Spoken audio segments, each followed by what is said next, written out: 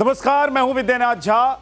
राष्ट्र गर्व में आपका स्वागत है। राष्ट्र गर्व हमारा वो खास प्रयास है जिसका मकसद हर भारतवासी को उन अनसुनी अनजानी कहानियों से रूबरू करवाना है जो राष्ट्र गर्व की जीवंत मिसाल है, भारत का गौरव है और दुनिया में हमारी एक अलग पहचान बनाती है। राष्ट्र गर्व में आज मैं आपको बताऊंगा भारत के उस महाबली वॉरशिप की कहानी जिसके निर्माण ने भारत को वर्ल्ड पावर के उस सिलेक्टेड सुपर लीग में शामिल कर दिया है, जिनके पास दुश्मन के परमाणु हमले को बहुत पहले भांपने की ताकत है। भारत के संजय की तरह भारत के पास भी ऐसा ही एक महारथी है। जैसे महाभारत में संजय थे, वैसे ही ये महारथी भी है जो समंदर में रहकर दुश्मन की परमाणु साजिशों की पल पल की खबर रखता है और हमें अर्ली वार्निंग भी देता है और उन्हें ट्रिगर होने से पहले ही तबाह करने की ताकत भी रखता है। मैं बात कर रहा हूं आईएनएस ध्रुव की, जो भारत का बेहद खास और सीक्रेट वॉरशिप है। इसके निर्माण की भनक तक भारत ने दुनिया में किसी को नहीं लगने दी, अमेरिका तक को इसकी भनक नहीं लगी। और जब यह सीक्रेट वॉरशिप पूरी तरह बनकर समंदर में उतरा तो चीन और पाकिस्तान के होश उड़ गए। अमेरिका भी हैरान रह गया। इस समंदर में किस वक्त कहां मौजूद होता है, यह खबर भी बेहद सीक्रेट रहती है, क्योंकि आईएनएस ध्रुव की तैनाती से जुड़ी रिपोर्टिंग सीधे प्रधानमंत्री कार्यालय यानी कि पीएमओ और राष्ट्रीय सुरक्षा सलाहकार अजीत डोवाल को होती है। यह बात तय मानी जाती है कि आईएनएस ध्रुव जहां मौजूद होता है वहां किसी बड़े और सीक्रेट ऑपरेशन की तैयारी होती है या दुश्मन की बड़ी साजिश को नाकाम करने का ब्लूप्रिंट बन रहा होता है। इसलिए आईएनएस ध्रुव हर भारतीय के लिए है राष्ट्र गर्व की नई कहानी।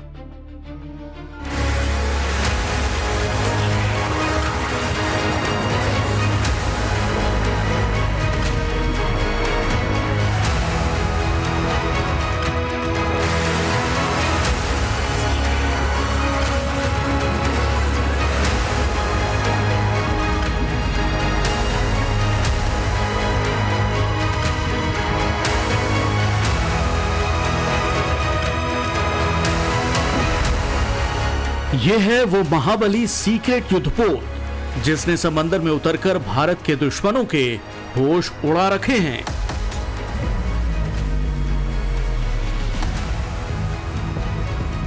अरब सागर से लेकर पूरे हिंद महासागर तक, दक्षिणी चीन सागर से लेकर प्रशांत महासागर को छूते इलाके तक, जमीन, आसमान या समंदर, कहीं भी किसी मिसाइल का बटन दबाया जाता है, ठीक उसी पल ये उस हमले का पूरा ब्लूप्रिंट निकाल लेता है।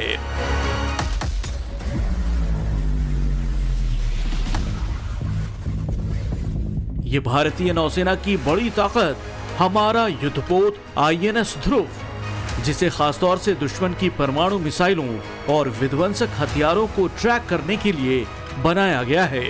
और इसी कारण ये पाकिस्तान से लेकर चीन तक की बौखलाहट की बड़ी वजह बना हुआ है। समंदर में इसकी मौजूदगी ये गारंटी देता है कि भारत पर एटमी हमला का ख्वाब भी दुश्मन को भारी पड़ेगा, क्योंकि उसके एटॉमिक ब्रीफकेस के स्विच ऑन होने का इंटेलिजेंस इनपुट अगले चंद सेकंड में ही ये जुटा लेता है। और इसके कंफर्मेशन के साथ भारत का बैलिस्टिक मिसाइल डिफेंस सिस्टम जल, थल, नभ में जहां जहां तैनात है, उस एटमी खतरे से निपटने के लिए तुरंत एक्टिव मोड में आ जाता है। आईएनएस ध्रुव का तगड़ा सर्विलांस सिस्टम 2000 किलोमीटर के दायरे में नजर रखता है और दुश्मन के परमाणु मिसाइल के हमले के वक्त को ट्रैक कर अर्ली वार्निंग देता है। जमीन आसमान तो ठीक, समंदर के नीचे भी दुश्मन की एटमी साजिशें इससे छिपी नहीं रह सकती, क्योंकि ये समंदर में मूवमेंट के साथ समुद्र तल की मैपिंग भी करता है, दुश्मन की पनडुब्बियों का पता लगाता रहता है। ये समुद्र में लंबी दूरी से दुश्मन के मिसाइल परीक्षणों और हमलों को ट्रैक कर सकता है, विशेषकर हिंद प्रशांत क्षेत्र में।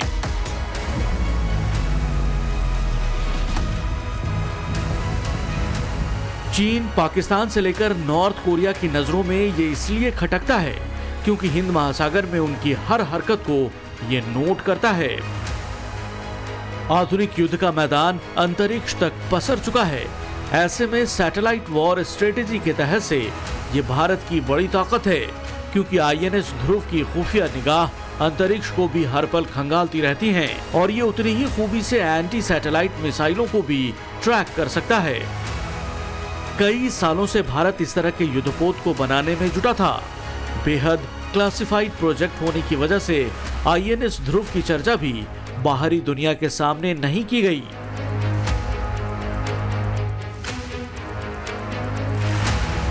जब इसका सी ट्रायल यानी समुद्री परीक्षण शुरू हुआ तब दुनिया को इसकी भनक लगी।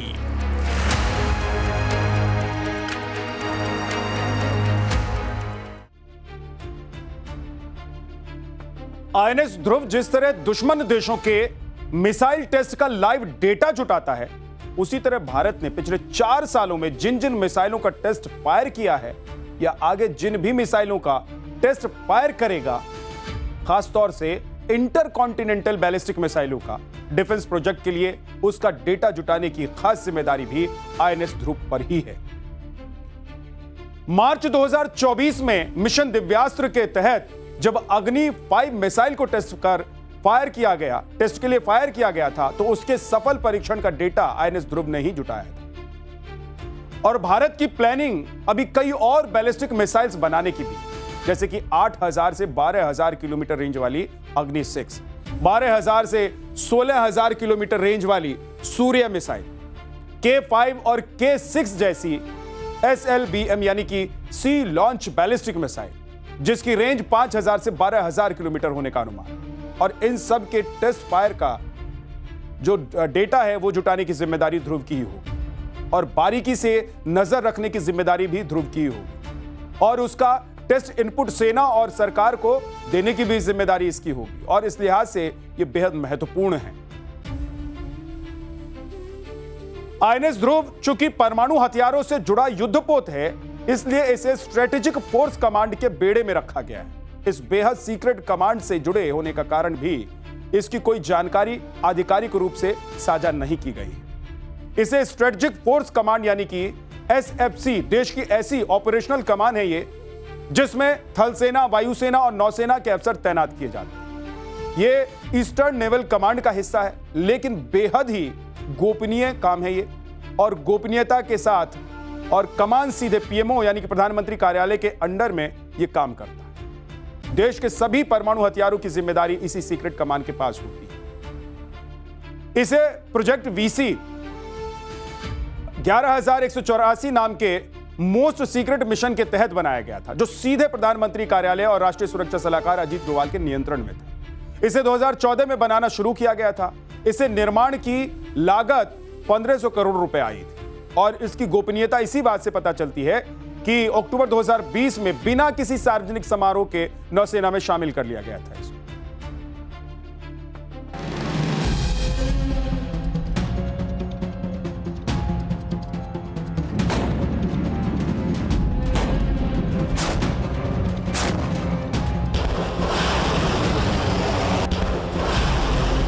हिंद महासागर में चीन के बढ़ते प्रभाव और उसकी समुद्री सैन्य शक्ति को देखते हुए भारत को अपनी सीमाओं की निगरानी के लिए एक मॉडर्न सर्विलांस शिप यानी तैरते हुए रडार बेस की जरूरत थी।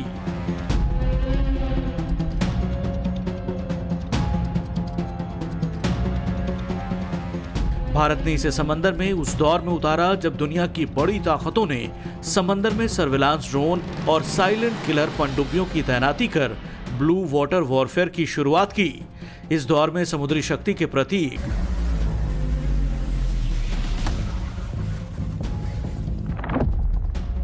मौजूदा में दुनिया के सिर्फ 6 देशों के पास न्यूक्लियर मिसाइल ट्रैकिंग वॉरशिप क्षमता है। राष्ट्र गर्व की बात यह है कि इस सुपर लीग में भारत भी शामिल है।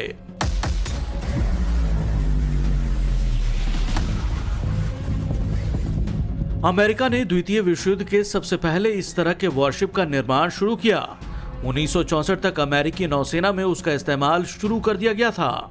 USNS होवार्ड ओ लॉरेंजन, जिसे TAGM-25 भी कहा जाता है, अमेरिकी नौसेना का मौजूदा एकमात्र मॉडर्न मिसाइल ट्रैकिंग वॉरशिप है। ये भी INS ध्रुव की तरह ही S बैंड और X बैंड के विशाल रडार सिस्टम, जिसे कोबरा किंग सिस्टम कहते हैं, उससे लैस है। ये 12,000 टन से ज्यादा वजनी है और दुनिया भर में बैलिस्टिक मिसाइल लॉन्च की निगरानी करता है।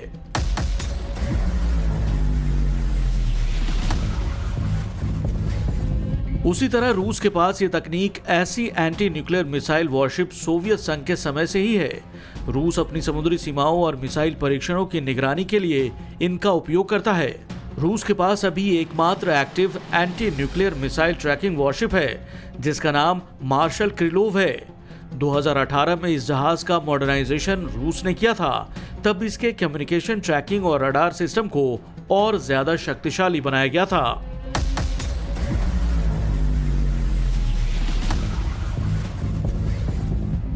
चीन 1965 में ही anti nuclear missile tracking warship बनाना चाहता था।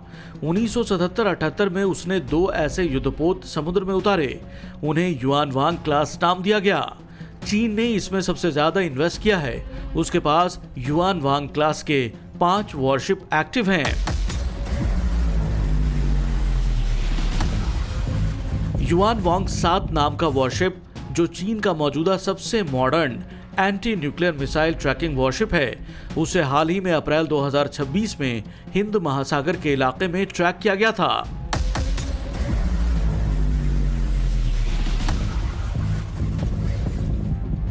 फ्रांस के पास मोंग A601 नाम का anti nuclear missile tracking worship है, जो 1990 से उसकी नौसेना में है।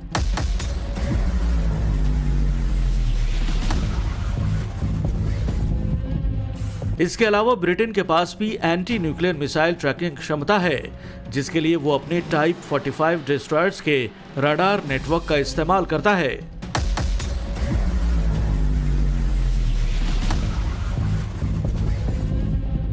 भारत इस सुपर लीग में शामिल होने वाला लेटेस्ट देश बन गया।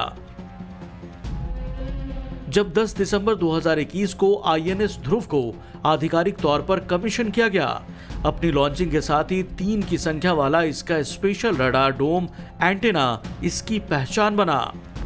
आईएनएस ध्रुव हिंद महासागर में रहकर दुश्मन के जासूसी सैटेलाइट की निगरानी भी करता है। अदन की खाड़ी से लेकर मलक्का, सुंडा लोम्बोक, ओम्बाई और वेटार जलडमरू मध्य होते हुए दक्षिण चीन सागर तक इसकी निगाह रहती है, जहां चीन ने पिछले कुछ दशक में अपनी गतिविधियां बढ़ा रखी हैं।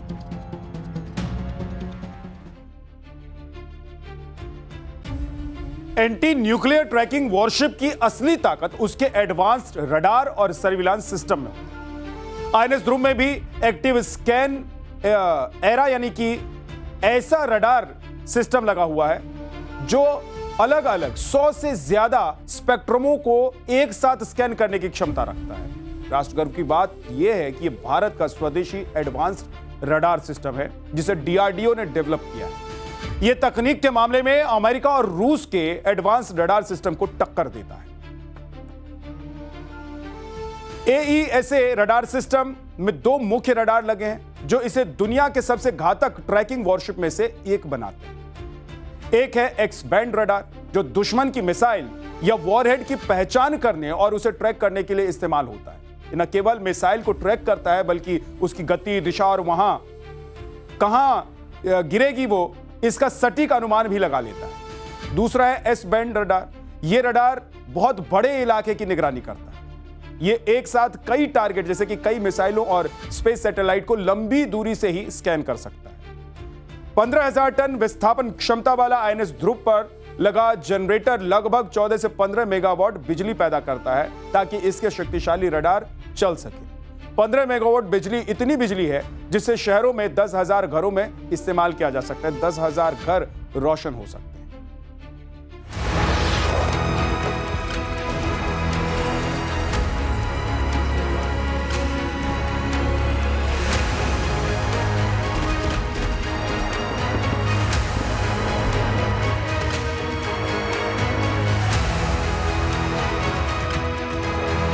मई 2025 में हुए पहलगाम आतंकी हमले के जवाब में भारत ने ऑपरेशन सिंदूर शुरू किया था। इस दौरान भारतीय नौसेना ने 36 से ज्यादा युद्धपोतों, सबमरीन्स और विमान वाहक पोत आईएनएस विक्रांत के साथ उत्तरी अरब सागर में कड़ा पहरा बिठाया था। हिंद महासागर में आईएनएस विक्रमादित्य ने मोर्चा संभाल रखा था। तब ऑपरेशन सिंदूर के लिए इलेक्ट्रॉनिक इंटेलिजेंस जुटाने और दुश्मन की निगरानी का पूरा काम अरब सागर से आईएनएस ध्रुव ने संभाल रखा था। आईएनएस ध्रुव को इसलिए खास तौर से मोर्चे पर उतारा गया था क्योंकि पाकिस्तान के नेताओं ने शुरुआत में एटमी हमले वाली गीदड़ भभकी दी थी। आईएनएस ध्रुव चूंकि भारत का पहला परमाणु मिसाइल ट्रैकिंग जहाज है, इसलिए इसने दुश्मन की मिसाइल गतिविधियों पर नजर रखने और भारतीय स्ट्राइक ग्रुप को सुरक्षा कवच प्रदान करने में मदद की। नौसेना की इस भारी तैनाती, जिसमें आईएनएस ध्रुव के आधुनिक रडार भी शामिल थे, उसकी वजह से पाकिस्तानी नौसेना कराची बंदरगाह में ही रहने को मजबूर हो गई। ऑपरेशन सिंदूर के दौरान आंख और कान की तरह काम करते हुए भारतीय सेना को दुश्मन की हर हरकत की सटीक जानकारी दी और परमाणु हमले जैसी किसी भी संभावित स्थिति के खिलाफ सुरक्षा सुनिश्चित की। ऑपरेशन सिंदूर आजादी के बाद का पहला ऐसा ऑपरेशन था जिसमें थल सेना, वायुसेना और नौसेना ने मिलकर एक ज्वाइंट कमांड की तरह काम किया था। इस ऑपरेशन में भारत ने अपने स्वदेशी हथियारों और आईएनएस ध्रुव समेत अपने मॉडर्न सर्विलांस सिस्टम का जिस तरह व्यापक इस्तेमाल किया, उसने दुनिया को डायरेक्ट मैसेज दिया था कि भारत का डिफेंस सिस्टम कितना आत्मनिर्भर और कितना एडवांस्ड हो चुका है।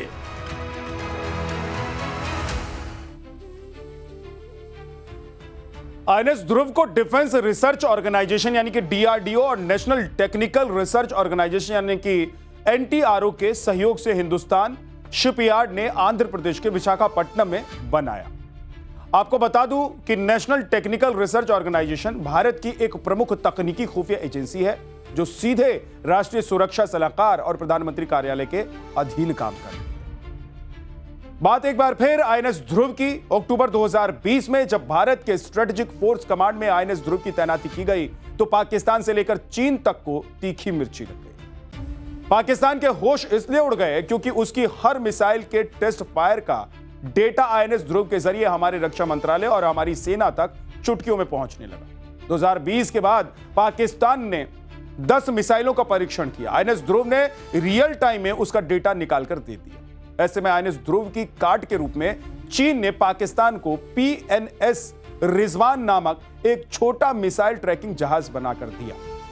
चीन ने इसे 2023 जून में इंडोनेशिया के रास्ते पाकिस्तान तक पहुंचा दिया। दिलचस्प तो यह है कि भारत के आईएनएस ध्रुव ने ही इसके मूवमेंट को पकड़ लिया, लेकिन पीएनएस रिजवान आईएनएस ध्रुव की तुलना में इतना छोटा है कि उसके लिए अपने ही इलाके में मिसाइलों के टेस्ट लॉन्च का एक्चुअल डेटा जुटाना भी काफी बड़ा काम है और भारी पड़ता है इसके लिए। और यही वजह है कि चीन से पीएनएस रिजवान मिलने के बावजूद पाकिस्तान आईएनएस ध्रुव से खार खाता है। पाकिस्तान चीन के लिए खबर यह है कि भारत आईएनएस ध्रुव जैसा एक और वॉरशिप बना रहा है। यह थी आज के राष्ट्र गर्व की कहानी।